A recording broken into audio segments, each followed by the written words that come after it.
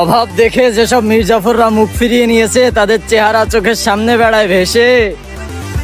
সময় কিন্তু ঘুরবে ভাইয়া, কসম খোদার। বেঁচে থাকলে তোমাদের সাথে দেখা হবে স্বয়ং নবাবের বেশে।